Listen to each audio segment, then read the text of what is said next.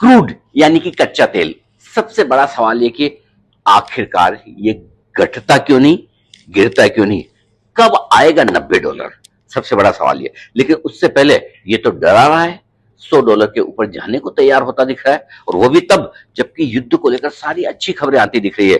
दूसरे दौर की बातचीत हो सकती है, युद्ध विराम चल रहा है। ट्रंप ने कल काफी अच्छी बातें कही कि भाई ईरान के साथ हम 20 सालों के लिए डील करने जा रहे हैं, ईरान न्यूक्लियर पावर नहीं बनाएगा, हथियार नहीं बनाएगा, उस पर सहमत हो रहा है। यूरेनियम भी जो उनके पास है वो देने को तैयार है।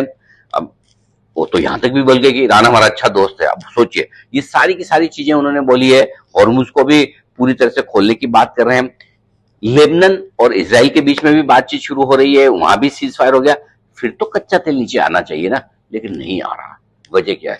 लोग ये बता रहे हैं, और जो ग्राउंड रियलिटी है वो ये कि जो कुछ भी नुकसान हुआ है इस युद्ध में, खास तौर से मिडिल ईस्ट के सारे जो देश हैं जहां पर ईरान ने आक्रमण किए, चाहे वो गैस वाली साइट्स हो या फिर क्रूड वाली साइट्स, जो जहां जहां भी ये प्रोडक्शन होता था, उनमें जो नुकसान हुआ है वो जल्दी से वापस शुरू होने में टाइम लगेगा। यानी कि अगर कच्चे तेल और गैस साइट्स खराब हुई हैं, निशाने बनाए गए हैं उनको, तो वो वापस से अप एंड रनिंग शुरुआत करने में 6 से 12 महीने तक लग सकते हैं।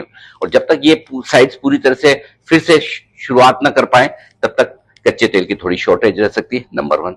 नंबर 2, हॉर्मुज पहले ईरान ने बंद कर रखा था, अब अमेरिका ने बंद कर रखा है। पार्शियली उन्होंने बंद कर रखा था, पार्शियली इन्होंने बंद कर रखा है। तो अब जब तक पूरी तरह से हॉर्मुज ना खुल जाए तब तक शॉर्टेज तो है ही। तीसरी चीज जो बड़ी है वो ये कि अब प्रोडक्शन तो उतना ही है, डिमांड भी है।